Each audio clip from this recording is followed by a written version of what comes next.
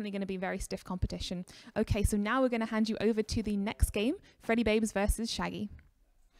Yeah, I mean, I echo Swim's thought that this is one of the tightest sets. I think this is going to be, I was looking forward to this the moment that both players qualified, and both of these players have proven themselves. Freddybabes with the qualifier, getting here through the qualifiers on last Friday, and Shaggy winning the Gwen Open not too long ago. So both of these players, and of course the performance that they gave yesterday. So this is going to be some really great stuff.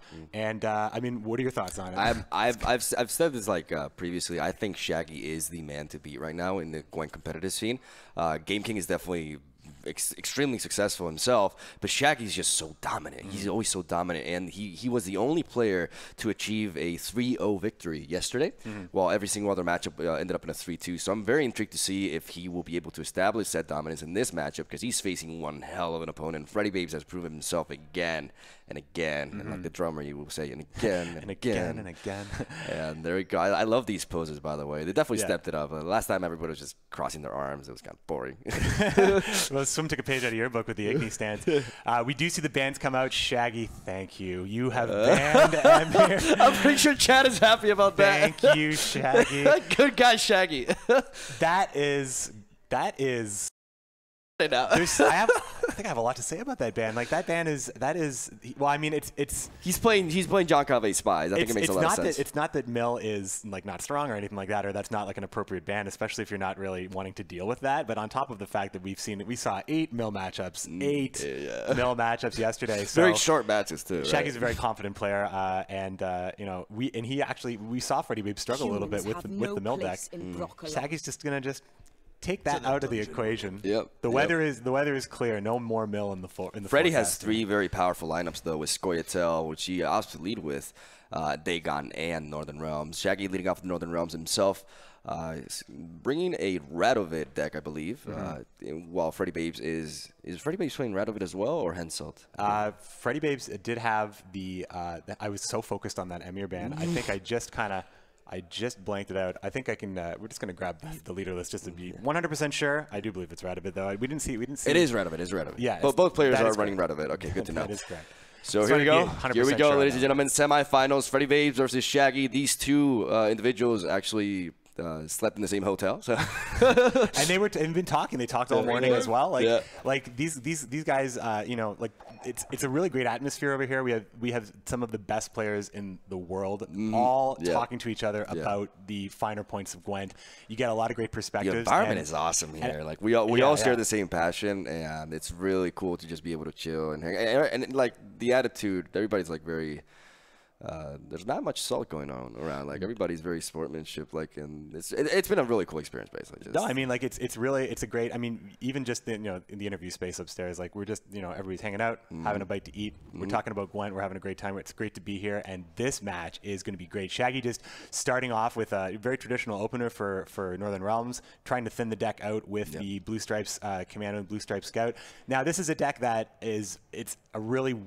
we saw it yesterday how weird this Northern Realms deck plays in the face of Mill. So the Shaggy's banning on Mill is there's a lot of layers to that, but really it's just maybe Shaggy just didn't feel like playing backwards all day long. I think I really like this Double Blast and a Marksman, because if you hit these units, you take away strength from them, obviously, and that leads to the Blue Stripe Scout buffing less, because now if he plays another Blue Stripe Scout, it will buff the Blue Stripes Commando, but not the damaged Scout, because it no longer shares the same strength value. So I think that's a proper approach. He was really thinking about leading off with the Blue Mounted Commando just in the deck, or just drop Old Geared Witch. But the thing is, you can play Old Geared later down the line, and disrupting that early on can make the difference. Yeah.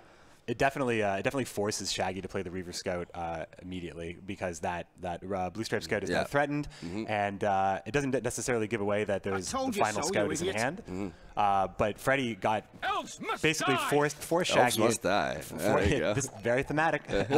Elves are going to need to die for Shaggy to take this match here. very, very solid hands by both players, I think. I think Shaggy has pretty much all the tools he needs. He has Scoia'tael's premium, by the way, which looks beautiful. Yeah. Shani, also premium as well. I just realized. I thought she was like trying to reanimate the guy. I'm a medic. I mean, it's Shaggy's got a really strong hand in 3 very, Northern Realms is known right now for having really great golds and really great, well, you know what, honestly, like so many great ways to build Northern Realms, but Talus, Shani, and Dijkstra are mainstays right now, I think, in most all Northern Realms decks. The variation of that last gold card is often Renew or perhaps a preferential choice, but as far as like a long round setup right now, I think Shaggy's like only like Freddybabes potential with all 3 Doblathana marksmen and Geralt Ard in hand as well, and Avalok being able to extend the round to make it longer and even more favorable for Freddybabes. I think that in this long round, I would favor Freddybabes specifically with this hand makeup here. Yeah. It would, without Shaggy having to spend huge resources, and Freddybabes can just kind of do it a lot of the work with the bronze cards, Dwarven Skirmisher, Agitator into Skirmisher, and plus he's able to establish the carryover in Olgierd as well. This is a great battering ram. It knocks out one of the Blue Mountain Commandos, and it also damages the marksman to a point if he plays a second battering ram in between the 2 blue striped scouts who do have the crewman tag. He will knock out the Doblathana marksman in 1 hit. Which is definitely what he's working for, even though he does not have that as end. He can always go for Stennis, and it would be very likely for him to be able to pull it. But obviously, I think he has to play the Blue Stripes Scout first to ensure that Stennis does not pull the last Blue Stripes Commando out of the deck before he thins it out himself. But like I said, I agree with you. Like Freddybabes has a very powerful hand for like a long round, but Shaggy has Radovid, and Radovid can really deny the marksman. Like that's what's stopping Freddybabes from like really stacking these marksmen, because they're just going to be, and it's also when he wants to hold on to that Olgierd as well. It's interesting here, like Freddybabes, it looks very favored in a long round, but he chose instead to play the Spy, which puts Shaggy in a position where he might want to pass. However, Freddybabes is not as favored in the long round, because Freddybabes, you'll notice, is not really interested in playing another marksman, because Radovid can just shut them both down. And that's the tough position that Freddybabes is put in right now. So, and also Olgierd is susceptible to that lock as well, if that carryover is really counted on. But as soon as Freddybabes plays the second marksman, Shaggy has the option of just completely stifling the round. Shaggy seems to be fine playing down a card here, because he knows that he can stop the marksman. See, the problem here is because of the coin flip going in the favor of Freddy, and that Spy was very powerful, and Shaggy opted to continue playing, and now is in -2 when it comes to card advantage. So he can potentially dry pass and get 1 card out of him, but I think Shaggy benefits more than Freddy from a short round 3, which is a little bit unfortunate for him, because that means he has to play out this round, and he has to make sure that he out-tempos Freddy. That'll become more difficult the longer the round goes. Sorry to no problem, bro. Death Mode also presents another opportunity to get rid of a marksman too, making Radovid even more potent. Especially we talk a lot about the dry pass or the open pass in round 2. Freddybabes would have preferred to have Olgierd out. Olgierd alone, any little bit, even a single point, does prevent that from happening. So I think being able, Shaggy is not opting to instantly pass here. He's actually more interested in building tempo here. Yeah, I think he has to work for that short round. I think he keeping the likes of Shani and the DJ for a short round 3 is one of his biggest shots at taking this. He's definitely in a bit of an awkward spot here, because he needs to work. Like, the ideal scenario for him would be to be able to get 2 cards out of Freddy, but he would have to really out-tempo him, even though the Temerian Infantryman as a lead is very solid to work towards that goal. I mean, outside of the devastating nature of Hailstorm and what it could potentially do, Shaggy's actually got a very strong hand, knowing that he's able to solve both of the marksmen with Radovid, as far as like how long. Or also zap him with the Death Mode. I mean, like, there's so many ways to deal with it. Like Death Mode is probably, like, Shaggy is in a position where he could put an immense amount of pressure, and all of Freddybabes, like a lot of the strength that scoia'tael movement has relies on these marksmen. It just, a lot of value is removed. It's not just the 7 points that are removed, and it's all of the future pings from the multiple marksmen. And Freddybabes is in a position where he just can't really reliably get there with those cards. This is a very strong start for Shaggy, but it's kind of the start that he needs, because he's in a precarious position. Like, having 2 cards less than your opponent in Gwent is devastating, and he needs to have a very strong start so that he forces Freddy to play the catch-up game, as we're going to see the second blow Black Thunder Marksman hit the board. Second this round, final of the game as well. So Shaggy knows that that the problem is solved here. Even a decoy on Death Mold can do it. A decoy it could also be applied to Stennis later as well. I like decoying to Death Mold here. Yeah, I think that's probably fine. Even though you have Radovid, but the thing is, Freddy is going to try to avoid Radovid as long as possible. So, but we're going to see Stennis instead. Let's see what Stennis pulls. It's interesting because, I mean, the lock is still an option. Radovid, I mean, at this point, when you see the third marksman, before Royal Majesty. It's, you know, it's starting to evaluate, like, what are my best lock targets? Now, Freddy still has 2 good lock targets, in Olgierd and the marksman that is currently on the board. So Shaggy is being patient, but much like we talked about in the Game King matchup, in the Melee Minute matchup, the patience is afforded to Shaggy because he has the round. Yep. We're really, like, Freddy right now is... thinking about how, like, sequencing, that Avalok is very strong, but the longer the round plays out, the less impactful it's going to be. Like, Avalok against Northern Realms is better at the beginning because you can disrupt with, you know, especially a deck like this, the Blue Stripes Commandos and all that can draw them. And we did see that happen yesterday in his matchup against Swim.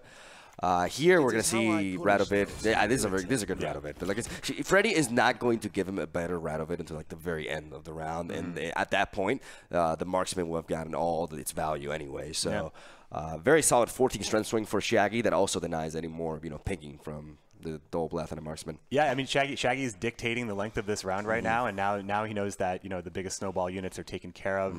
The skirmishers coming out of the agitators only represent so much now. There is no real weather to clear, so the movement is. I mean, the hailstorm, like I said before, the hailstorm is going to be the play that's going to get Freddybabes out of this situation, and with the extra cards that can and the carryover of Olgierd as Freddybabes is playing it. The moment. And of course, he's got Zoltan and he's got Ard. So the Marigold's Hailstorm that Freddy can create in this round is massive. And I'm wondering how long this round will go. But I think at some point, as soon as Shaggy feels like, because Shaggy, you know, Hailstorm is everywhere, right? Like, you always need to put your opponent on Hailstorm, especially when they play cards like Zoltan and Geralt Ard, which is just going to line everything up on the same row for that Hailstorm to cut it in half. Incredible tempo swing that's capable of Freddybabes. So Shaggy's just going to be aware of that. He'll probably pass as soon as he realizes that he would probably just never be able to overcome the Hailstorm. Shaggy cannot decoy Stennis. He can also, unless he's playing Neneke, he can also not Shani Stennis, because if he does, he will mill himself. Due to the fact that he, because the DJ is representing 2 cards drawn. Natalis is a 3rd one, right? The card that he's going to draw in round 3 is a 4th, and Avalok is the last 2. So he can't afford any more thinning beyond that, which is actually really crucial, because if you don't resurrect Stennis, what is your other like good target? I guess Death Mold? Yeah, players do not. Players are familiar with the deck list now. Players did review some of the video from yesterday. Even had some conversations just to speed up the process. So Avalok isn't a surprise to Shaggy. Shaggy is aware that that is a threat. So just be going ahead and just he's trying to avoid mill, and now he's facing a potential milling. It's you can't get away from it. He has to be careful. He has to be careful. Like the thing here. Shaggy, something that what we saw, like the thing that impresses me the most about Shaggy, and something that he really applied efficiently in the Gwent Open, is his passing game. This man knows exactly when to pass. Like I haven't seen a player who is so consistent at that as Shaggy is. He knows exactly, you know, when to pass to get enough resources out of the opponent. He knows when to give up a round. He knows when to push, and that I think is one of the most important traits a competitive Gwent player can have. Because Gwent, it is like a passing game. Like that's what it is. It's resource management. It's not just playing a card each turn. It's knowing like I'm gonna need this card later, you know, and I can't use it now, even though it's tempting. Like that. That's where like the gap in skill is the widest, I believe. And Shaggy's very well versed in that. And I love the fact that he went for the decoy on Death Mold, even though Stennis got knocked out. But I'm pretty sure he was aware of the threat of Avalok milling him. And Freddybabes played Geralt Ard, so now the threat of Marigolds is a real thing, and Shaggy seemed to be fine, just continuing to push, just decoying Death Mold strictly for value, healing a Death Mold up, and then boosting it up to 6, 7 points on the Alzur's Thunder, and he's got a fair lead right now. He's like, you have Hailstorm, then I'm to make you use it, because one Hailstorm in a round that you aren't worried about is fine. Ethna can play Hailstorm twice. So, I mean, there's an amount that Shaggy feels, I'm sure, that he has to push still, even though he is down on cards. I think we may see a scoia'tael on the melee row and a Commander's Horn. Even though it's less value than the total, he also disperses his strength, and it does help him play around Marigold's Hailstorm. The problem is, does the math corroborate a play like that? Because I'm not sure if it's ultimately worth it, because he knows his opponent has Marigold's Hailstorm. He knows his opponent can play Marigold Hailstorm twice. So what Shaggy needs to do now, and he kind of needs to do some mental gymnastics here to think, kind of like calculate what. How much strength his opponent can generate in like a couple of turns, and see if he can get that extra resource out of him. I think it's like Shaggy's got 3 fantastic cards. Seeing the commitment here, this is going to probably but he's going on the siege row. Is Shaggy pushing to? He's just trying. He may end up playing. I wonder how deep now Shaggy is considering to go here, because scoia'tael that's pretty high commitment. I mean, you have the row established. You're likely not going to get that row. Commander's Horn is a common scoia'tael play, so being able to play this, it's kind of the same kind of conundrum you get into with Hailstorm, where it's like, I need to play this now because it's not going to be good later. So, and Shaggy is in a position to do that with this incredible lead right now, 42 points. Freddybabes has his work cut out for him, but he has that Hailstorm. Hailstorm representing 27 value right now for Freddy. Freddy is a total of, math time, 42 points behind. 42 points is a lot. 26, I believe? I think it's 27. It's 5 plus 9, which is 5 plus 9, which is 14, 18, 22, 27. There you go. And now he's 15 points behind. After that, a 27-point swing for him. Still quite a lot of points to cover. I think this is a 15 points. 50 points is easy for him to obtain. It's close. Well, he may warn Ethne out of him. That's when Ethna, like, there are like, we saw the spell scoia'tael where Ethna has so many options, but movement scoia'tael it's a little bit less. I mean, Hailstorm being the card that it is. Oh, the DJ. He's going for the DJ. I think he's just pushing. He's going to push. Shani's like the crushing final card. So. Ooh, let's go. And okay, he is playing Neneke. This is fantastic. This is really good. It's interesting. I mean, Stennis is the res target for Shani. Shani into Stennis into the Dunbanner Heavy Cavalry is a very common 26-point play that Northern Realms are happy to play in round 3. Very hard to overcome, but Freddybabes has the cards right now. Commander's Horn going back into the deck. Ooh, very interesting. This is an incredible. I mean, Freddybabes now is at the point where he is looking to probably, like, he's considering Avalok. He only moved 2 cards back to his deck. So he plans on, with Avalok combined with another draw, I think he realized that he doesn't really need any other components in his deck. Like, those 2 things is enough. He will not be milled by Avalok, and he will have more precise draws. I like this line of play quite a bit. Marigold's Hailstorm is representing, I believe, like something like 24, 25 value here. So it's not quite enough to close the gap here. And I think now is when we're going to see Avalok. And we're going to see, like, he went for Neneke right before Avalok hit the board. So he could get Commander's Horn again. It's time. And like Shaggy put that. There it is. That's so huge. I think Shaggy has the potential to push this one right here. And I think that Freddy had to play Avalok there because Shaggy could have passed Avalok's just an 8-point card, and Freddybabes had so many points to get back, and now he's going to have an additional 20 to worry about. The Dunbanner Heavy Cavalry is going to have. Oh, he's going to shine now. Because this Dunbanner Heavy Cavalry is going to take that 10 armor. Oh, he's going to Commander's Horn in the melee row. Shaggy's just putting his. Hasn't happened yet. Hasn't happened yet, but I think to avoid that second Hailstorm, yeah, for sure. But I think at this point, I actually think that's a good line of play. It's just obviously, like, the problem is he hasn't seen Zoltan Chave yet. And Shaggy almost pushing. Okay, I like that. Almost pushing, but now Freddybabes just has to. He has to go Ethne. He's got to get these points out. How many cards is he going to spend? He has to play Ethne. There will be no negotiation. 2 Hailstorms in 1 round required here. There you go. So we're entering round 3, but Freddybabes does have 1 card over Shaggy. That is quite the massive deal, and he could also potentially renew into Avalok again, prolonging the round and incrementing his chance. He also has carryover too, and we see the last gold there for Shaggy, Philippa Eilhart. How great is Shaggy's hand right now? Commander's Horn representing 20, the Dun Banner potentially representing 18 because Shawnee could pull Stennis out. Although Shawnee is probably happier to have Stennis pull out that Dun Banner cavalry, Dun Banner heavy cavalry. So the reinforcement is, now Freddy can mill him. Freddy can actually mill him. Unless Shaggy resurrects Neneke, Freddy can mill him. It's true. I mean, he could deny Stennis's value. There's so many points in Shaggy's hand, and Philippa represents a lot as well. Okay, so Freddybabes, those two Dwarven mercenaries are basically representing 10 points. That's That 20 agitator, points. Though. Yeah, that agitator was. Oh, yeah, the empty. Oh, because he has both in his hand. I just realized right now. Yeah, he's already played one skirmish. He has the other two in hand. Ouch! Ouch! That could be the opening Shaggy needs. This is a very intense round here. Now this is Technically, he has like an 11-point lead, right? Because both players have 4 cards. That's not too massive.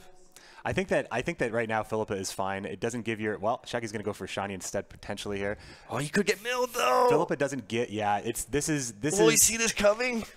Oh. I mean, it depends. I mean, Stennis coming out and pulling the Dun Banner heavy cavalry is he's just gonna go for the Temerian. Did he misclick? Did he misclick? Oh, he misclicked. Oh no! Sure. Oh, you can see it in his face right there. Oh no! This happened twice in this event. A little bit of autopilot on my. He's just gonna go for the Temerian, like you'd ever go for the Temerian. That lost the game. He won't get milled now, potentially. There is at least that, but I mean the amount of points. He will because he does the place reinforcement. That is a no. He was going for Neneke too. Oh no. Yeah. Oh, that is devastating. Neneke would have solved a lot of problems That's as well. Absolutely that actually lost him the match. Yeah, I mean Shaggy's you can just see it in his body language. It's just critical error. I mean, we did see this yesterday as well. Melee Man had a situation where he meant to click one thing and it clicked the other thing, and it happens to the best of us. Oh man. Oh, that is so devastating. Being down a card now and losing that value is nothing short of devastating. He had a really good chance too. If he resurrected Neneke, reinforced into Stennis, he would not be vulnerable to Avalok, and he would. Oh no. I mean, we're going to see it played out here. I mean, anything is possible, as we just saw Shaggy with that play. It's really unfortunate. I mean, we see two great players clash in this first game here of the semifinals match. He's got to disrupt the Commander's Horn. He's got to disrupt the Commander's Horn too. Oh, he's got him. He's easily got him. It's tough to see. It's tough to see mistakes happen when we see players this well playing for a spot in the finals, and the decision is. Oh, that's so devastating. Arguably, just it hinges on that click, that one click. Well, this is where we will see Shaggy's true resolve. Like, will he be able to? I mean, not here. You shouldn't play Avalok. Of course not. Anything is good. Anything is good. Shaggy's going to have to pull it together and not get tilted by this. Yeah, this is, just like how Melee Man had to pull it together yesterday. That was... Oh, man. That hurt. That definitely hurt. Because that would have been really interesting. But he still had Zoltan to disrupt the Commander's Horn, though. And, like, Freddy he played that round thing. Maybe it didn't matter in the end. Who knows? But I think it would have been very interesting because with Neneke, he would have definitely put Stennis back and would have fished it with reinforcements. He would have had like really strong plays. But Shaggy's asking for a new mouse right now. Wants to. I mean, he's convinced. He's convinced that there was perhaps. It's super tough. I mean, and you can see the Freddybabes and Shaggy are talking right now. They're probably talking about what could have been. Like, what did you mean to do? How would this would have resulted? And I think that they could have come to the conclusion that Freddy was in a tough spot there, but the milling was, and Neneke would have stopped a Renew Avalok play. Yeah. So I mean, it's unfortunate, right? It's these players are playing at a high skill. That was level. an excellent game, though. Oh, it was an excellent game. Very well played by Freddy. I love how he just before the end he disrupted the Commander's Horn too. I think that play alone would have won them the game regardless potentially. Well, it depends on like the pulls from Stennis. It's hard to say really, but he was one card down and he did have carryover. Very good performance by Freddy, getting that victory with Ethne, and he has two very powerful leaders left, Dagon and Radovid. While Shaggy, the thing is, Shaggy has to try to match into the Northern Realms with his John Calvé because Dagon is the worst matchup of them all. It's going to be very interesting. Freddy is in a very nice position right now. And a position afforded to him right here, and it's going to be Freddybabes taking on Shaggy here for Game 2 of the second set of semifinals that we have today. We've already seen the Melee Man against our advanced Game King, so and that was a great series as well to watch. So we're just going to be establishing the finals with this series, and we're going to go into game 2 here in just a moment as we can hear the mulligans begin.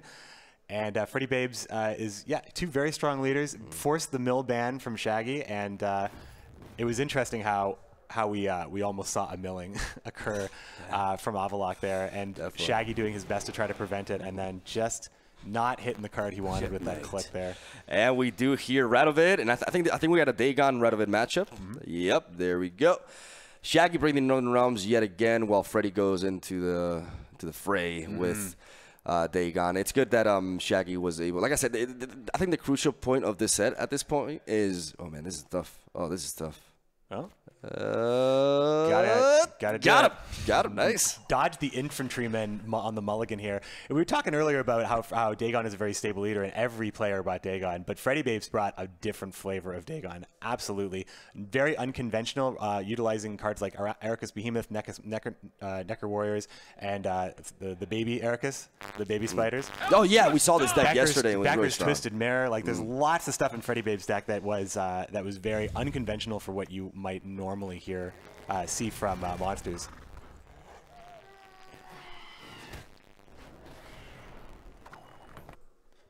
So just quickly we're seeing this is the exact same opening we saw from Freddybabes yesterday against Swim, abusing the coin flip in his favor and leading off with the Woodland Spirit, taking Roach out of the deck and providing him with 19 points plus weather. This is so. Shaggy's being pressured really badly here. Yeah, pressured early here. Wow. And, Shaggy's just going to rely on, you can see him kind of making those decisions right now. And, relying on, now he's going to he's got to play his high commitment cards to just keep this as close as possible and deal with, he does have Death Mold to solve one fog. But, we do know that there is potential for 3 between the Woodland Spirit, the Renew, and Dagon. So forced to play John Natalis to be able to catch up. He was able to get a very nasty swing there in his favor, but it kind of feels bad getting John Natalis out of the deck at that point, too. Also using John Natalis to reinforce out the Blue Stripe Scout, which is the only way he can really get the thinning that he needs right now. It's hard to play Stennis when you still have Commandos. Although Stennis doesn't. Early on, Stennis can pull a commando. Yeah, but in this particular deck, it's a little bit awkward. I think you're definitely right. Like, it's important to save Stennis for later. I think what we can see now is a decoy on the Reaver Scout. Yes. Decoy on the Reaver Scout to pull the last Blue Stripe Scout out of the deck. This is actually a very solid play. This is pretty strong because it's as if you were playing a 3-strength Reaver Scout. Which does not exist, so that's very nice. Yeah, it's great. Shaggy had a lot of insurance there with the Blue Stripe Scouts, being able to get all 3 of them out. It took Natalis and it took Decoy to do it, but he got there, and now it's a little bit easier for him to play a card like Stennis to continue pushing in this round. Whenever, like, Freddy has been relentless here with the Woodland Spirit lead and then dropping the Arakas. Like, he wants to put Shaggy in a position in which he cannot catch up, and if that happens against monsters, that's just so devastating. The key of Radovid here, like, Radovid is so important in this matchup. He needs to preserve it and deny the carryover. He needs to be very patient with Radovid, not rush it and wait for Freddy to play out his resilience.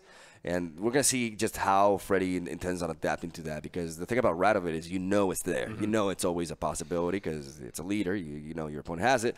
So you have to kind of like adjust your plays. You kind of have to play a little bit, like, you have to lose out on a little bit of, tempo. And I'm like searching for the word, but my English is just not getting me there. You'll get there. I think it's it's important that the fact that there's a lot of carryover that is easily denied by Radovid one way or another.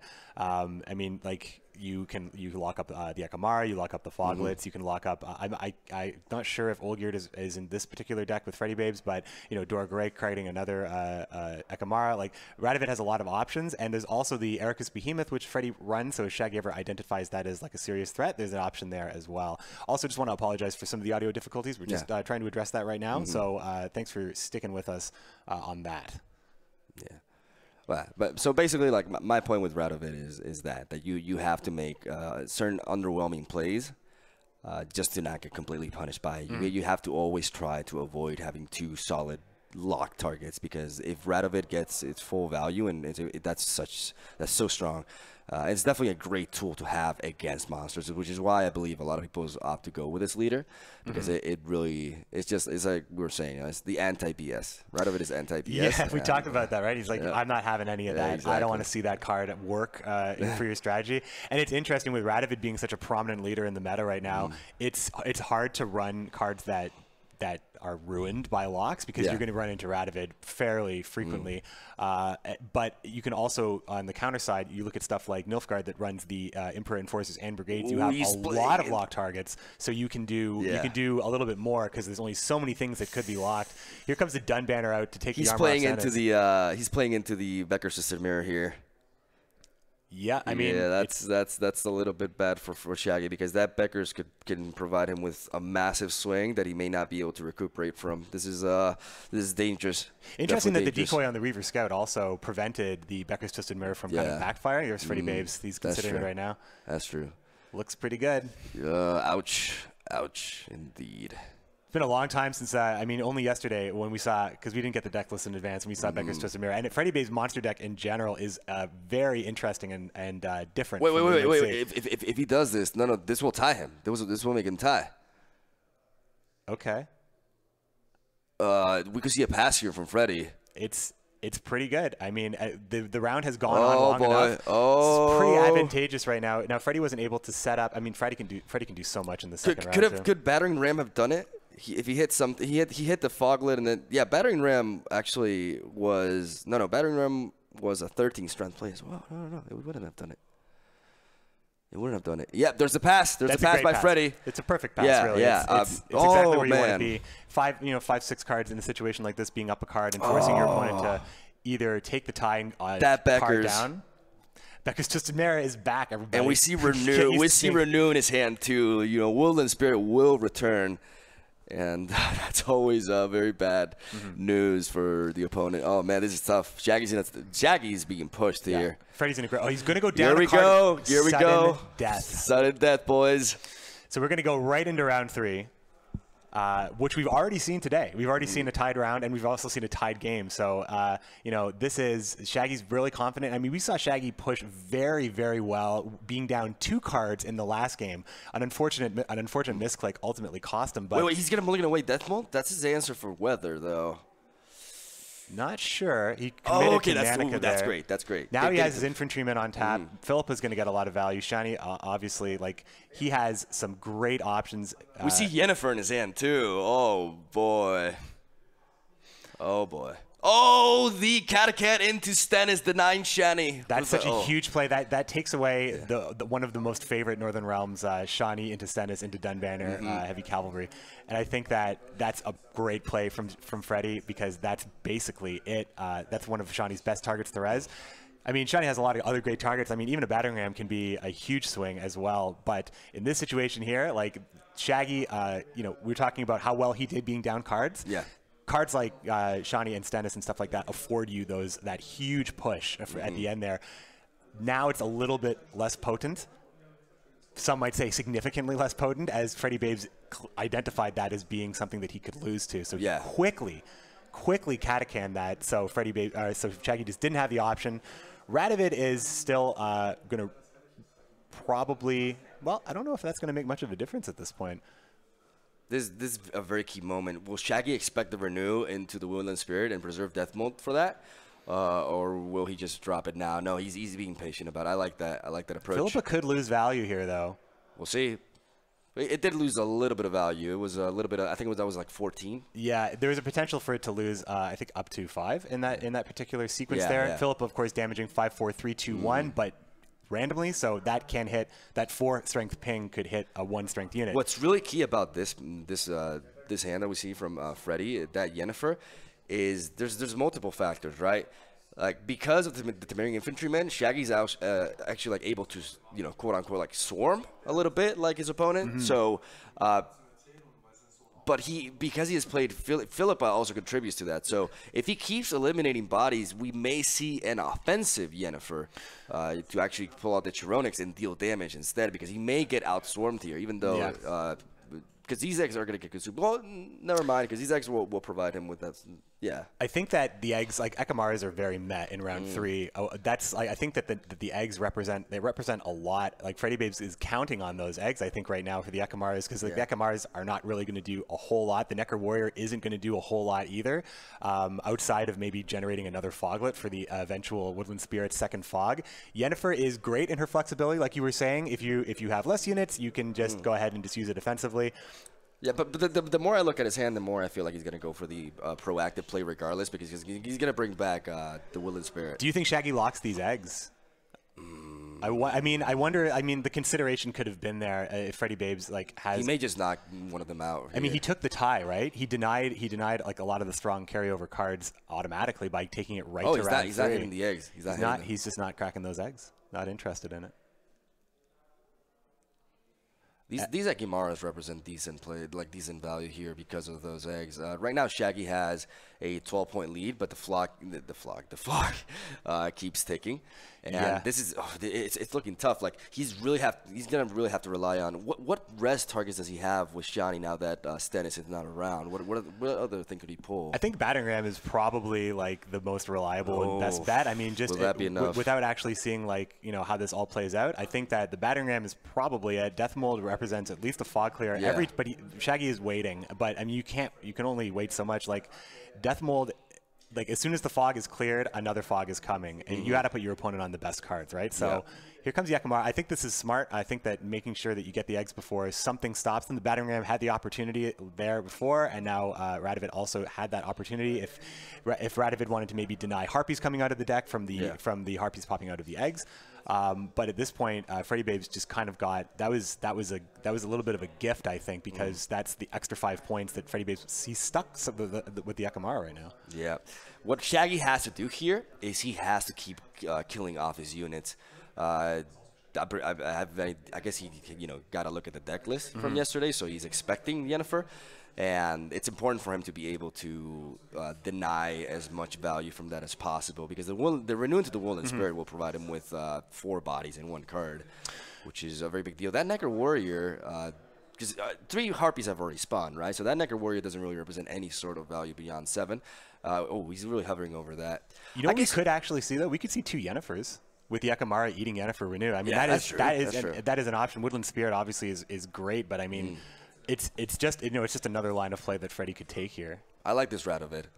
Just going for the pure value, getting 13 points ahead of his opponent, not going for Death Mold yet. Shaggy showing how this is why he's such a good player. Like is he a psychic? Like he's expecting the renew. He's playing like he's these are like some intense mind games here. He's like, I have the weather clear, but I want you to play that Woodland Spirit. Well, it's just interesting because if Freddybabes is just basically like, the fog exists. I mean, especially considering Freddybabe has last play. Like, if you get that Woodland Spirit, it's a fantastic play. It's hard to argue that that's not the better one automatically. There we go. So I think Shaggy never really saw the eggs as a threat, but the extra points that Freddy was afforded there by those eggs, I think that could make the difference. So I think, will we see Shani here, or will we see Death Mold? Obviously, I like how he's lining up both rows so that the Commander's Horn can go on either. That's very clever. Like not overly committing to one row. And here comes Death Mold. He's gonna go for the Alpha. He's actually going for the Alpha. He's actually just going for the pure value. I mean, he knows the fog's gonna come right back. Yeah, so you gotta get in reality, at this point, you don't really like. There's not enough turns for that to be more valuable than just a straight up zap. So. Very, very nice decision there by Shaggy, preserving his last 2 cards, which are powerhouses, but so is Freddy's hand. Yeah, Freddy's got an additional gold plus Yennefer, which is very flexible. I mean, Yennefer's probably at her, I guess, most meh state right now, with the board being very similar in units here. Here comes the Woodland Spirit. Now that the weather clears out. Now Shani to Battering Ram is great because the armor will deny the value. He has to play Shani in the range row and play the Battering Ram next to Radovid, who has the crewman tag, hit something like the Ekimara, and also knock out one of the bodies too to deny the value from Yennefer. This is super close, guys. This is really intense right now. Yeah, 2 bodies up really for Shaggy, intense. 2 bodies down Battering for Freddy. Ram into the Radovid, hit the Ekimara, exactly, and knock out one of the bodies as well. And then take out that Harpy, yeah? That's the play right there. Or just hit that for. I mean, isn't it technically the same or? It is the same. It is the same. No, actually, no. He's missing on 1 point. He's missing on 1 point. Well, you're talking about removing the body for Yennefer. Yeah, but maybe he's not expecting it. The thing is, the Necker Warrior is just 7 strength. This is so close. Okay. So let's math time. All right. So 1, 2, 3, 4, 5, 6, 7, 8, 9, 10, 11. 11. 1, 2, 3, 4, 5, 6, 7, 8, 9. Dude, Yennefer's not that good. I think Shaggy has this. The Necker Warrior, I mean... This Commander's Horn is so powerful. And the fact that he got the Battering Ram there denying the fog value. I really thought that Necker Warrior... If he used it on Death Mode there, that would have been... Oh, man. I thought he was almost cooking there. I think he's got him. I wanted to see the Necker Warrior used on the Foglet before Woodland Spirit came down to see a second Foglet. It seemed like that was the only way the Necker Warrior was going to get value. But here comes Yennefer. That's true. Good point there. Let's just watch it unfold. How close is this here? He's got him. Easy. Shaggy with the 69 victory right there. Pulling it back 1-1. We got ourselves an exciting series, ladies and gentlemen. Taking it to sudden death, very confident in that deck. Northern Realms is just so explosive with some of the cards that they can offer. They can generate such great tempo. And I think that Freddie was, it seriously was, Yennefer being a kind of very middling where she can be very strong, especially when you get to renew Woodland Spirit and, create a lot of, you generate the eggs as well. It's kind of unfortunate the Ekamara removes its effectiveness was hindered by the round 3, and even though Freddie was able to at least get extra value out of the eggs, just not enough. Commander's Horn sealing the deal here. Shaggy played it very patiently as well, ended up using Death Mold for value, going down a card, taking a tie down a card, and just going for it and taking this to 1-1. Some of the best players right now. If you are just tuning in, this is Freddybabes, who qualified on Friday, so he's been through a ringer already. Plus yesterday, getting into the semifinals, and then we have Shaggy on the other side.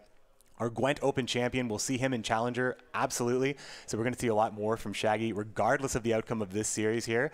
I think Freddie has to continue leading off with Dagon. I think we may see a Dagon mirror now, actually, because Freddie is really trying to get that monster win on the Calvé, because unfortunately Dagon is just very strong against our glorious Empire. So even this version of Dagon that Freddybabes is running, ooh, although he's opting to go Northern Realms. Okay, cool.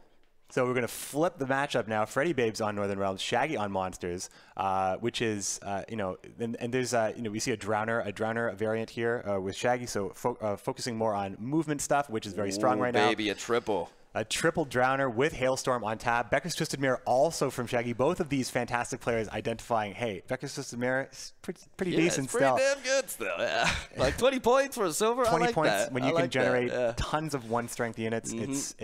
It seems like, it was nerfed. We know it was nerfed. It got cooled down, but still easily makes 20 points, especially against Northern Realms. I remember the 70-point swings against Axeman with Beckers. I've been trying to forget them. Thanks, by the way. You're welcome. Shivered a little bit. Freddybabes opening up with the standard setup of the getting that thinning out, getting as many cards, getting those commandos out, and as much as possible here. This is a great lead for him with Dagon, pulling out the fog, and triple Drowner, man. Triple Drowner, and we see no way for Freddybabes to clear weather unless he pulls a crazy DJ here, which I don't expect him to do. I think these two players, I think the Radovid deck is exactly the same for these two players, isn't it? It seems the same.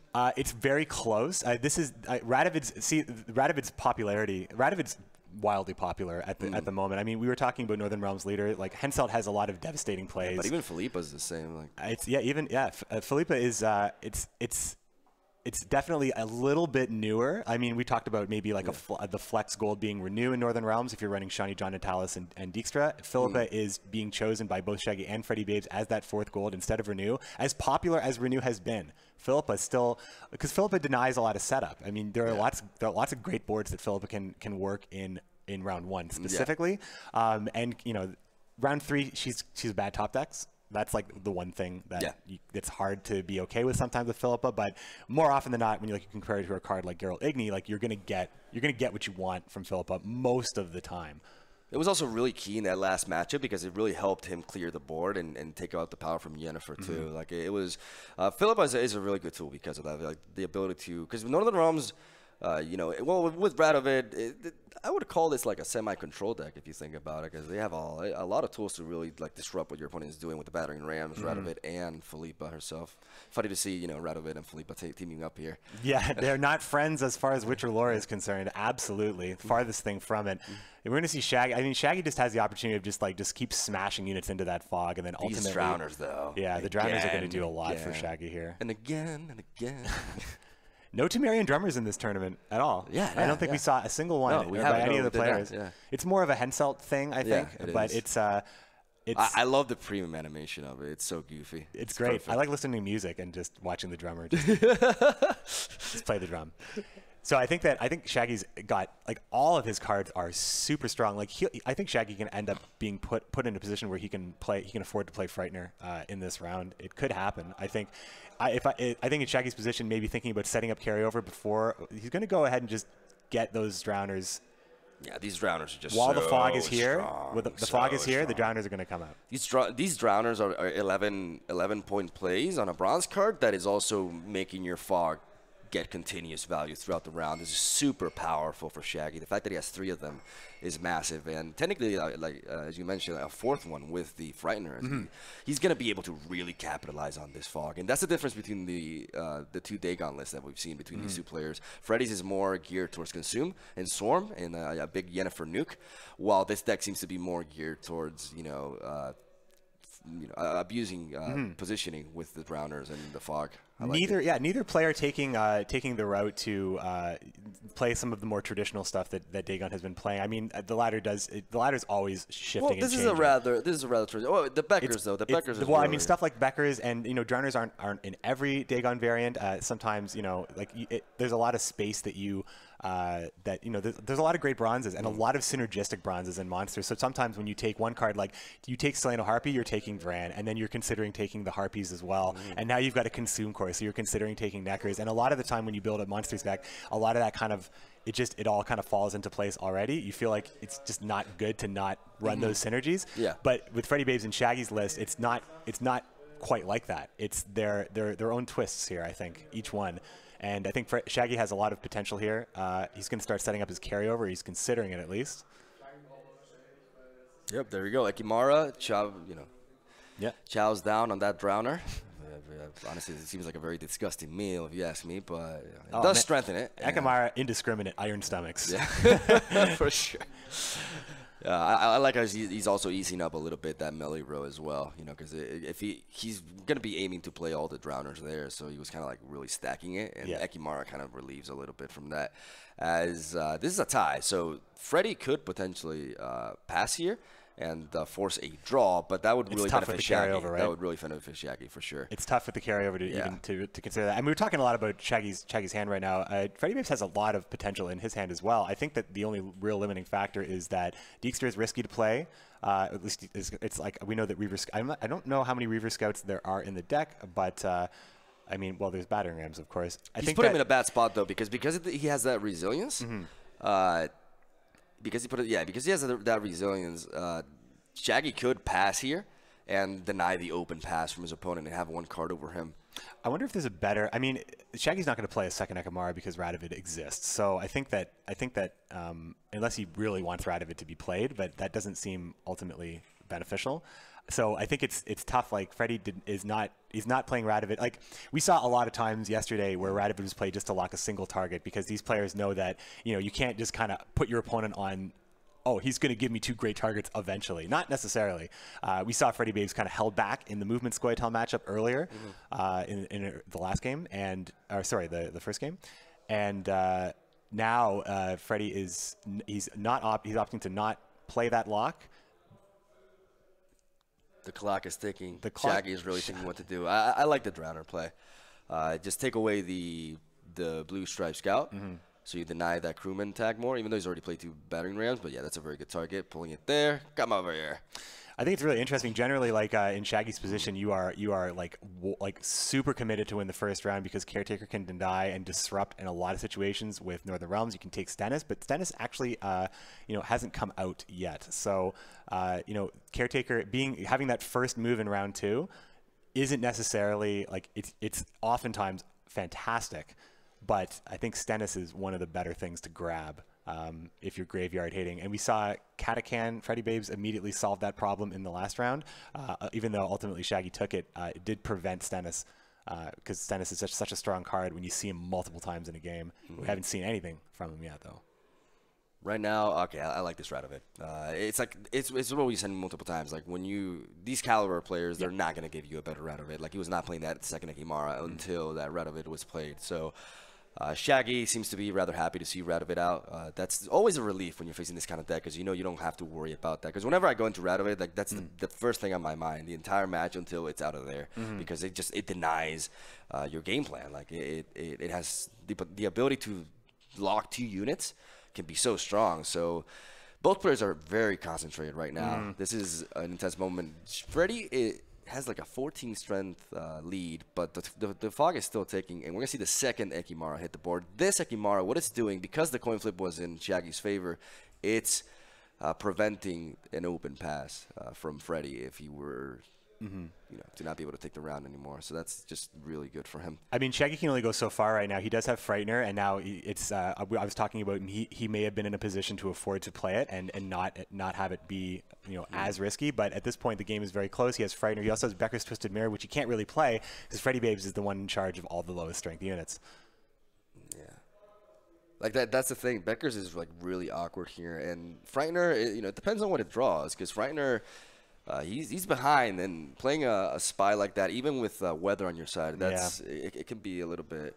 Hailstorm takes it for Shaggy in almost every situation, even with Frightener, I think. Correct me if I'm wrong. Yeah, but I mean, the thing is, yeah, that's rather. So weak. Freddy just doesn't want to give this round, even though he has a sizable lead. He's fine just playing Dunbanner for a vanilla 8 strength here, maintaining his lead and putting Shaggy in a position to, he has cards he can't really play. Frightener might be his exit from this round as well. There is the option to just take your card and go home because you have that extra card, pass there and just take that extra card into the next round, forcing your opponent to, Freddybabes wouldn't be able to just pass on him there. So he's afforded the luxury of actually passing here, and that's probably not that bad of an idea considering Morvud is not doing a lot. Hailstorm is great, but it's a high commitment play. Beckers and Frightener are not game winners at this point, and Caretaker doesn't have a great target. So I think that Shaggy's considering, he might. Northern Realms can produce a lot of high strength units, so you can get a lot of value out of Morvud. So on the Hailstorm row as well. Interesting play there. That was definitely very interesting. Shaggy's just, I think it's really interesting. Like, I think that was just he had to play a card. I think Freddybabes' play of the Dunbanner, maybe Shaggy picked up a little bit like, okay, he's playing that, and that doesn't seem like a card that you're not getting you're not getting the maximum potential, or really the true potential of the Dunbanner heavy cavalry in that situation there. So, Shaggy's now saying, okay, so do you want to keep playing this round? Like now putting the opportunity in Freddybabes' hands to pass or play, as the high commitment cards it's really distilled right now. Temerian Infantry is probably the thing that has, or he's going to go for the Commander's Horn. Oh, there's a huge in the face of a potential Marigold's Hailstorm here. It's interesting. Shaggy's lock on the Hailstorm row, it was almost saying like, well, I mean, you could even make a case that by reducing the strength on a row that you plan on Hailstorming, was perhaps maybe trying to send the message that he didn't have it. I'm not quite sure. Here's the thing, though. Once that Blue Stripe Scout goes down, Becker's Twisted Mirror becomes playable for Shaggy. It sure does, yeah. But the problem is, what card do you play this turn? As soon as that Commander's Horn was played, that was, what card do you play? Like that's the big issue with Shaggy, because Shaggy, he can't afford to play the Spy. The Spy, he's just going for it. He's just going to answer one high tempo silver with another, Hailstorming right into Commander's Horn, tying it up again. A really, really close round. These decisions are pretty. Now, Freddybabes' decision right here it's tough, right? Playing Dijkstra you can't play Dijkstra before the Temerian Infantry, so you're going to have to play that first if you're not playing Philippa. So there's really just 3 choices, really. The pass being the third choice. I think we're definitely going to see a pass from Shaggy the next round, or the Spy being played just to pull something to the weather. If Freddybabes' play this turn is not strong enough to really warn him from not doing that. if Freddy's in a difficult spot though, because that Ikimara, that resilience. He still can't play Beckers either because of the 2-point Reaver. No, exactly. Like he could play Beckers, but because of the rest of his hand, he didn't really have any other play because. The Caretaker is a very powerful gold, but it doesn't really do the job in round one most of the time. Philippa goes down, and Philippa is the decision here, and this is really great from Freddy to push here because Shaggy's now it is tough. Like there's really no Caretaker is we talked about how Philippa is a bad top deck. Caretaker is a great one. They're very different in that, like very kind of juxtaposed. Philippa is very strong in an opening round. Caretaker is not so much, and then you flip that around. Caretaker is a great card in round 3. Shaggy's had it. Shaggy's got to take it there. There's really, I don't know, there is really not much else left to do outside of maybe considering playing the Spy just to maybe switch it up. This Ikimara is so good for him, though. The fact that he was patient with it, obviously didn't walk into route of it like that, was super key. Okay, we're going to see. Oh, not a great draw from Shaggy. You don't want to see either of those. Yo, man, if Freddy were to push him really hard this round, it could mean trouble for him. I mean, yeah, he's going ahead to keeping Roach, even though he doesn't necessarily have the beasts required to bring the Harpies out. But will we see Freddy push, or will we see an open pass? It's possible that Shaggy was absolutely convinced that Freddy was going to pass here. I mean, that's tough when you draw those two cards. I mean, Harpy and Roach, both cards that you're happy to come, you want them to come out of your deck without actually playing them from hand. Got to get rid of one of them. I think Freddy is taking Caretaker into consideration, and he's looking at the graveyard, and he doesn't want to give him a good res. And there's a really good res there. It's called Dunban or Heavy Cavalry. Yeah. And I think Freddy wants none of that. I think that I'm thinking about the mulligan here. I feel like Roach was the mulligan to make in a situation where you have to win the round. Ooh, and he's getting the Heavy Cavalry out of there as well. He does not want Shaggy to be able to steal that from him. Very solid Nanaki there, taking the Blue Stripes Commando. Shaggy just reviewing now, yeah. The Commander's Horn. There's a lot of garbage in there. Caretaker not looking so great. Plus with Roach in hand, it's just... You always have Battering Ram, though, and Reaver Scout. Reaver Scout... Both are decent. Did we see that's the last Dekamara though? So the Reaver Scout won't actually. I mean, the Frightener is going to tell the tale here of how this is going to play out. I think. Let's see what he draws. There's a lot of bad draws you can pick up here, though. There's a lot of. He's 3 Harpies in his deck right now. A lot of power, man. This could just be a little bit of bad luck, possibly. Just the fact that he couldn't thin his deck out of the Harpies, his draws didn't really facilitate that. So we're going to get to see what it is. Oh, no. So unfortunate, Shaggy. Feeling you a little bit. That one is tough. You're drawing, you draw the Harpy and Roach. You try your best to fix it by mulliganing away. The Harpy comes right back into your hand. And now Caretaker is not looking so great. Shaggy's got to win this. He has 3 fairly low tempo cards, like for what they could be. The Becker's Twisted Mirror, I mean, is not going to do a ton because it's representing potentially. It represents a fair amount, but it's going to be it's going to be the 3 and the 12. He's pushing. We may witness a 2-0 here, guys. Oh man, those draws. Oh, and we're seeing the power of Northern Realms. Freddy is going in. Yeah, and I think that's exactly what he needs to do. Look at this too. Oh my God. 50 points. 50 points. That's devastating. I mean. What? It's tough. I mean, what do you do in Shaggy's position right here? Like, oh boy, gonna go ahead and just get the value of the lacerate right now. He can't play Beckers either. Yeah, there's no way to really kill Stennis to res it with Caretaker. It's just gonna be Freddybabes that smells blood. I think right now it's quite possible. It's like there's no way to know. There's no way to know unless he's picking up on a tell here that Shaggy's got a really rough hand. 45 points to climb. Roach, oh man. Yeah. And unplayable Becker's Twisted Mirror as well, because if he plays the Harpy, which would be the target for it, he's going to hit Natalis.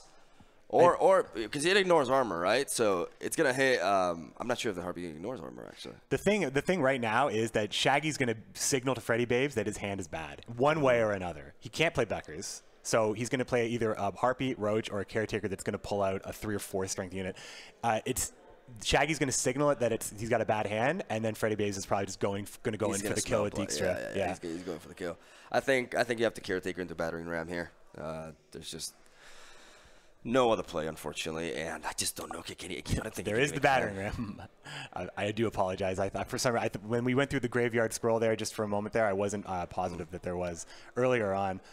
So here it is. Going for it. Freddybabes Here just comes going the DJ. Go all in on DJ. Decoy on boy. Stennis. If he grabs, I mean, this is all, it's almost a foregone conclusion at this point, but Freddybabes can just make it more and more punishing. The done banner for an additional 5 armor. And we get That's all another she card from wrote. Deekster still coming. That's all. Oh, Another done banner. Overkill. Pretty good Deekster. I think you get to man. decoy Stennis into a 13-point heavy cavalry, into a 15-point heavy cavalry. And that's all she wrote. It's the only play, Shaggy. Unfortunately, those draws were Freddy with the rough, win. Super rough. Freddy smelling blood and taking it, going up to 2. He's 1 game away from reaching the finals, as Shaggy cannot afford to lose any more matches. And unfortunately, for Shaggy, the last leader that that Freddy has is Dagon, no? It's going to be this is going to be it for sure. It's going to be, I think it's a Dagon mirror. Yeah, I like believe. Freddy has Dagon left. That's bad news for Calvate. I think we're definitely going to witness a Dagon mirror here. And if Shaggy manages to win that mirror, then he'll have to go with the Spies against the worst matchup. It's looking tough. Freddy is in a very, very good spot now. It's really unfortunate. I mean, we saw been on the got a little bit of bad luck. He didn't. Yeah. His opening hand wasn't able to get those harpies out. He wasn't really able to play gold because he only had Caretaker, which didn't have a great target. So yeah. Roach, it's like these cards can haunt you if you can't make it happen. You try to reduce the probability of that stuff happening. Shaggy got really unfortunate on his draws there, and then earlier on with the mouse misclick also costing him the game. Oh my God! And this opening hand from Shaggy is terrible. Oh my Lord. It's rough. He's going to have to keep the Foglet, yeah. Or, sorry, the Harpy, I believe. Yeah, he's going to keep the Harpy. Yeah. Out of those, that's the best, quote-unquote, thing to keep. This matchup is going to be very interesting because both decks, while they're both Dagon, we're talking about 2 slightly different archetypes here. Freddy's deck is more focused on consume and swarming. It's just generating as many units as possible so that Yennefer can bypass that symmetric thing. I'm sorry. We had a long night. You're trying to create the most favorable board for Yennefer, and I think that Freddy's deck does that really, really well. Not just because you're running Harpies and not just because you're running stuff like Woodland Spirit, but also because you're running Necker Warrior on Harpies, which is going to create a bunch of extra bodies on top of that. In a mirror, you can get an extra Foglet. It's Dorgare. Also, it's 2 bodies in 1 card. If you don't play Akamara, that is. Yeah. You can eat the eggs with Akamara and you still keep those extra bodies. The Monster Nest has so much flexibility. I really like Freddybabes' deck a lot. The fact that it's not running Brands or Necker is, even though it's kind of based, there's a lot of consume involved. It's just, it's great. It's very refreshing. And now we actually get to see the 2 players that have brought. They both brought Beckers. They both brought, some unconventional choices. I'd say Shaggy's is a bit more standard looking. Yeah, it's more focused on weather too. Freddybabes, this is super unique. I think this is basically like how Game King's Nilfgaard deck feels in a lot of ways. Like the way the Freddybabes. He didn't advertise it so much. Like Game King was really happy to talk about it. There's Yarakas Behemoth. We're gonna see some strong swings. Last rate is absolute money for Shaggy this match. He has to preserve it, and it can really provide him with a tremendous swing towards the end. As right now the coin flip did go in his favor, so he can just play it slow, just continue to develop these Seleno Harpies. Unfortunately, no Vran Warrior to capitalize on these eggs. Yeah, a similar situation that he was in. It's a similar situation that he was in before. I mean, he's going to have to generate these beasts to get the Harpies out of his deck, or he's going to be in a similar, potentially a similar situation as the last game. And Freddy's just going to do his thing here. He's going to start the consume engine. The Ericus, the spawns are not roll locked anymore, but the Lacerate still plays on the range row because the original, the OG spiders still end up on that range row. So Lacerate's going to be decent, and with Freddybabes generating a lot of units, it ends up, definitely be patient with the Lacerate. Becker's Sister Mirrors are a very risky card in this matchup. Yeah, incredibly, and both players run it. Shaggy has it, and it Shaggy didn't help him last game. Yep. This is rough. We're talking about a 24-point discrepancy here between both players. Freddy's deck is actually very fast at generating points because of that. The Arakas being included in the deck. And Monster's Nest is proven to be a very valuable card for him throughout the tournament. It's going to be very interesting. Shaggy really has to decide here. The problem is if Shaggy were to pass now, well, I mean, Freddy could open pass on him because he has more carryover. Well, no. We're talking about Harpies too. There's so many options. We saw Shaggy do the deliberation, and then contrary to what we just suggested, being patient with Lacerate, Shaggy's just fine keeping. I think we were talking about, you said symmetry before. I think it's possible that if Yennefer is always a threat to steal the round, keeping the board state as close in number of bodies as possible, I agree, really does nullify Yennefer's potential, like explosive potential. Royal Decree in Freddybabes' hand means that we will still see Woodland Spirit, because we know that Renew is the final gold card as well. So it's really all about Woodland Spirit, multiple Woodland Spirits. And of course, we've seen before you can eat the Woodland Spirit and renew it. That, that's not possible in this current state of hand. But you can really see how Yennefer has multiple ways of being an incredibly bomb card. But in this situation, in this mirror match with Shaggy, you could say that he's trying to play around that. It's probably like one of the strongest plays that Freddybabes may not really get a chance to utilize. This is gonna be. Like, the thing is, when do you go for weather here? Like, it's interesting because both players have played, it's been like 3 turns, and we still haven't seen Dagon into Fog. Shaggy has been having a very slow start because of the consecutive Selena Harpy plays, and now he has a lot of catching up to do. But the thing is, he can always pass. He can always cry uncle and just... I know, like, his best chance here is to find the proper scenario in which he can abuse the spy because of him going second. But he's too far behind to do that. Like, he's not generating enough points. Here we go. Here goes the fog. Yeah. Shaggy's trying to do something to stabilize here because it's Freddy's been free to just kind of set up what he wants, eat what he wants, do what he wants. Shaggy's been reacting to pretty much everything Freddy's been doing. Shaggy, he hovered over Gels right now. I mean, Gels, just like in the last match where he didn't have a goal to play, didn't have a chance to get Roach out. Gels is his only opportunity to do that. And actually, Roach could, sorry, I was about to say something incorrect, but it's only opportunity to get Roach out of the deck. And if Shaggy's worried about having further bad draws, I mean, it is always a possibility. Foglet Tennis. Wow, that Arch Griffin into the Harpy as well, denying the Fog and putting Shaggy 21 points behind. Yeah. I mean, it's Shaggy's.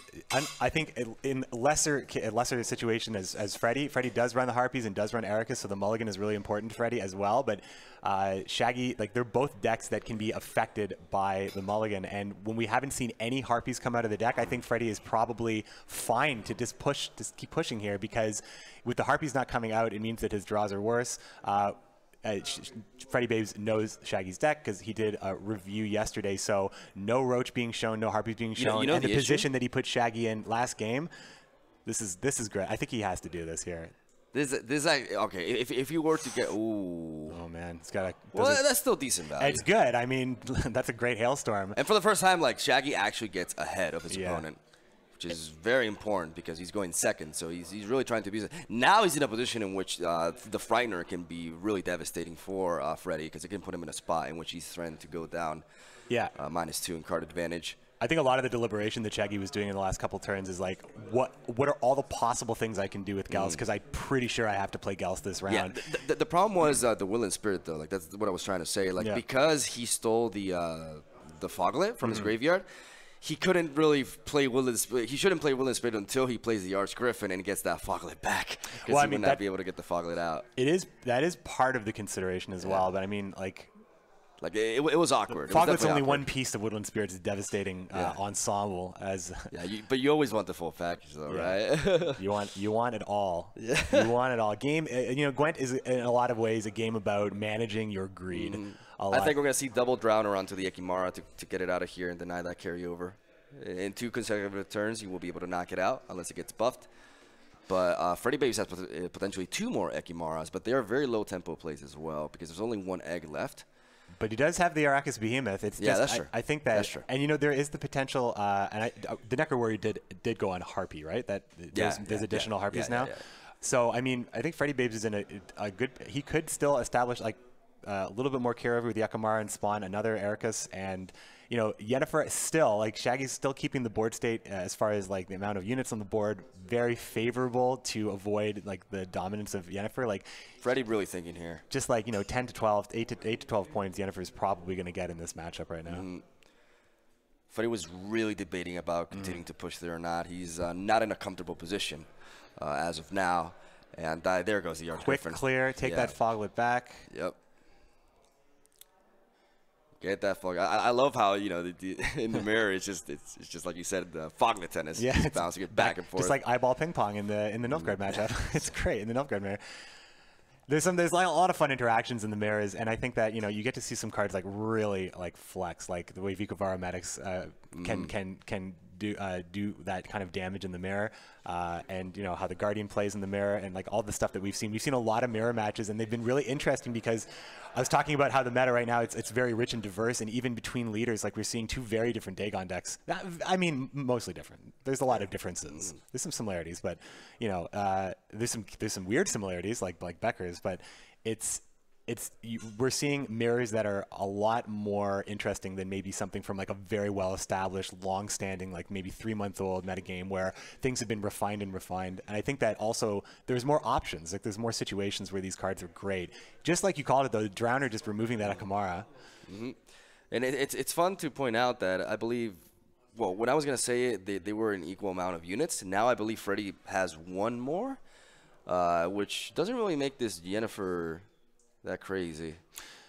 But I guess he's never really gonna get like. He's just kind of. Well, with Roach, it definitely. Oh, wait. Well, he can make a decision here. I mean, like you crack. Yeah, it's tough. There's a lot of 1-strength units on the board, right? So offensively, it's very different from being beneficial. But I mean, I think he wants to remove the Freddy's carryover. I think Freddy's gonna go try to crack all these eggs. He also gets that harpy because Kyronex is a beast. Yeah. Wow, that was actually a really good swing for him. He's 12 points ahead. That was really nice. Yennefer ended up looking pretty good there. Okay, how many 1-strength units does he have? 2. How many does Shaggy have? 1, 2, 3, 4. Oh, it's almost too risky to even really consider, right? Well, if you play the harpy, you do knock out one of them. Look at his options, though. Yeah. Like again, Shaggy with a hand that just looks like brutal. He's too far behind. The harpy's not going to do anything for him. Frightener is basically the end of the round, and Becker's is, you know, what happens after Shaggy plays Becker's, and then Freddy can just play Woodland Spirit. Like it's Freddy takes this round 100%. But here's the thing: if he plays Becker's System Mirror, the strongest unit on the board right now is the Ekimara.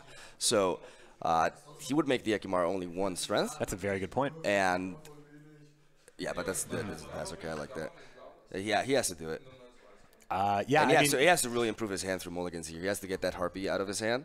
And this is going to be how many harpies did he got? 1, I believe, just before it was all said and done. I believe there was 1. It's okay. He is spared. He gets to get rid of that harpy and vastly improve his hand here. Definitely. Freddybabes with the option of the pass right now. He does have Becker's System Mirror and Royal Decree, so he can combine Will of Spirit with, have one of the Rabid Wolves steal some strength if Shaggy were to generate a very powerful unit. But at the same time, it's awkward though. Like the Frightener has been awkward for Shaggy these couple of games. Like it's definitely okay. There's the dry pass. Yeah, I mean you couldn't make a case like Freddy's hand is good, but I mean it's going to be good next round too. I think you play Selena Harpy here, unless you want to combine it with. The problem is. I think Selena Harpy is probably. You gotta go for it because it pulls the Harpy out of your deck as well, and it gives you that carryover. Like I know you like. I know Shaggy wants to potentially use that Becker's System Mirror, but I really don't think it's worth it. I think I would drop personally. Like mulligan it away in round 3 is what you're saying? Like to get rid of No, I'm talking about. I would make this Selena Harpy play. It's just too. Yeah, I mean you got to hold on to the Archgriffin, right? Wait, what? Interesting. Okay, so he's doing this for graveyard targeting right now. I actually just want to see what he's going to take. He's going to go ahead and play the Akamara, so he has better carryover. Okay, that was just straight up carryover play. Better carryover play than the Harpy. Griffin is going to be safe for future Fog because he hasn't seen Woodland Spirit yet. You got to put Freddybabes on being able to source that Woodland Spirit when you know Royal Decree is also in the deck. So now he's going to go up 6 points automatically in this round. Holding on to the Frightener, is that a liability or is that great because of Becker's Twisted Mirror? I think Frightener is actually pretty decent here. You combine it with Becker's, and it also gives him last play because he has the carryover now, but he doesn't have last play. With the Frightener, he does. But yeah, he actually opts to mulligan it away. Opt to drop Becker's, whereas Freddybabes is happy to keep it. So that definitely changes how this is going to go here. The 1-strength units are going to be on Shaggy's side, so it's quite possible that he felt like that Becker's Twisted Mirror may have just been a trade, and it's maybe just more beneficial for him to establish the 1-strength units. Yeah. But the Woodland Spirit, which hasn't been seen yet, it's going to make Becker's Twisted Mirror a risky play for Freddy potentially, depending on where the weather goes, what gets eaten.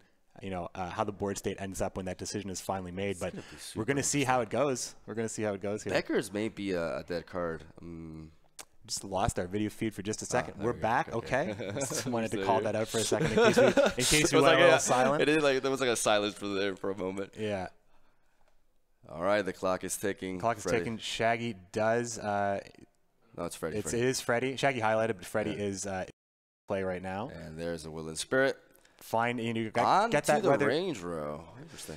Get that weather ticking. Oh, get and an egg he pop. pops Both of them. the eggs. Both of them. Yeah, of That's course. actually that's what harpies do. Yeah, but that's bad for the Ekimaras here. But we see the Arch Griffin immediately being played by Shaggy. Was one of those harpies? I mean, He's such a I'm going to flick reserve baby. that comment for just a moment, but I think that was exactly what you wanted if you're holding Becker's Twisted Mirror and you know your opponent is capable of getting those eggs and getting those one-strength units. He's going to go for the Foglet again. Take it back. Those harpies still exist, though. Yep. The baby harpies. Oh yeah, They're just babies. Right now, Becker's is a 50% play. Yeah. Those harpies are just babies, but they do represent a big difference here. I think because of Becker's the may Becker's be a Twisted dead Mirror. card for Freddy this game because he seems like he's going to generate the strongest unit, and he may just go for it. I mean, there's the art. Oh, is he thinking about it right now He's because of his thinking limitation? Yeah, look at Freddy's face. Oh, he doesn't want to do this. He does not want to do this. I mean, what he's putting it in the hands. Oh, he's going for it. This is literally 50-50 because in case anybody's wondering, Becker's switch is basically like Could be a tournament moment right here. He got it. He got it. Oh wow.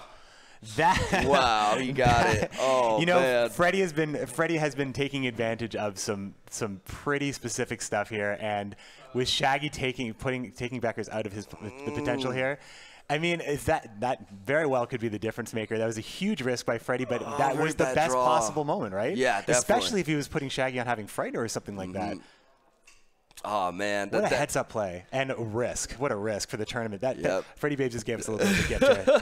That was very nice for him. And like that draw with the Frightener actually was very unfortunate. I think Shaggy was hoping to get reliable gold, something that would perhaps give him that edge and enable him to get back into this game because right now both players have 2 cards in their hand and Freddybabes has a 21-point lead. I think this is over, ladies and gentlemen. Freddybabes. Yep. Freddybabes is going to advance to the finals. Outstanding performance. And outstanding Becker's Twisted Mirror. He's got the finals in his sights right now. It's looking pretty good right now for Freddie. We're gonna play it out. Shaggy's looking He just a little. has too much like low power. He just doesn't have enough. And it's Freddie just has such all the it's strength. just the deficit is just devastating at this point. So there it is. Well played Well going out. played, yep. Shaggy with the pass, no concede. And there we go. Freddybabes. Freddybabes advances to the Light up finals that and coin. will face up against Game King. Very good game. Handshake before the pass. I think that a lot of stuff went Freddie's way in that matchup. No one's going to argue that. I think that with play of this caliber, I mean, Freddie is obviously thrilled to be in the finals, no doubt. But I think that I'm going to talk to him a little bit about this. It's tough when you clearly see like some bad draws and then you see like the misplay. Like you want the demonstration of skill to be like especially this was one of the marquee matchups that kind of developed through the quarterfinals, and to see some of the games decided by some rough draws. And then, of course, that the Becker's Twisted Mirror just being that was a chance he had to take. He was ahead by a lot. I don't know. I'm starting to I'm not sure. But the thing thing is, like, there's a difference between it because that was how much was that? That was a 14 strength play. So? I think I'm going to just ask Freddie right now because I'm pretty sure that he knew the risks. He knew the risks on that one. Freddie's already smiling. He knows what I'm talking about. Freddie, good to see you again. Good to talk to you again. And I got to ask you. So first of all, I did get a chance to talk to you before. I'm sure you talked about your monsters deck, and Yep. it's a little bit unconventional for Dagon, and Yeah. it's very swarmy. You have so many ways to make Yennefer work, and that Yennefer play offensively, like that was such a great swing. And I just wanted to say that's a great deck that you brought here. Thank you. Yeah. Yeah, I mean, I wanted to bring something a little bit different, unexpected, hopefully. I don't know. I think the Harpies are really, really strong. Like, copying them is crazy because you get 7 points from the warrior, and then like potentially 8 for future rounds, which is like crazy. Yeah, and a bunch of extra bodies for Yennefer Yeah, as well. yeah, Just yeah, your deck really works very, very well Yeah, and together. even like you can kill the 1 strength units to set up BTM as well. And the beast that Yennefer gives you on top of all of that, like Yeah, it's just exactly. a lot of synergies are in just play fits there. so well. Talk to me about the Becker's Twisted Mirror play. Oh, I mean, God, not I knowing mean- what was in Shaggy's hand and knowing that that was a risk. Yeah, I mean, I assumed he would have had Woodland because he played Caretaker, right, on the round before, so I thought he probably has Renew Woodland, wants to renew the Caretaker rather than Gales. So I thought he'd just play a bunch of 1s and then I wouldn't be able to get BTM off, so that was like the only chance I had to play it, I thought. And I guess it worked. I don't know what was in his hand, Yeah, you're all in play for Dijkstra in the Northern Realms matchup. Where did you feel like, did you have a good read on what Shaggy may have had in his hand? Yeah, I knew he was running triple Harpy, so and Roach as well. And in round 1 he didn't play any of them, so I just assumed his hand was like a bit going to be bricked in round 2, and just go all in. He can't Caretaker Stennis, he can't deny that. And then I get all my points. I don't even need Shani, and yeah. Yeah, we saw Shaggy victim of a couple of bad draws, but you made a really innovative deck work, and you played very, very well on top of all of that, and you got to just punch your ticket to the finals. You're gonna have to start getting ready for that right now. Yeah, Game King, it should be good. It's gonna be a great finals right now. Don't worry about that home field advantage that Game King has here in Austria. Yeah. But we're going to get into that finals in just a moment. Thanks Brilliant. very much, Freddie. Yeah, thanks, Congratulations. man. Looking forward to seeing Thanks very this much. finals match with you and Game King.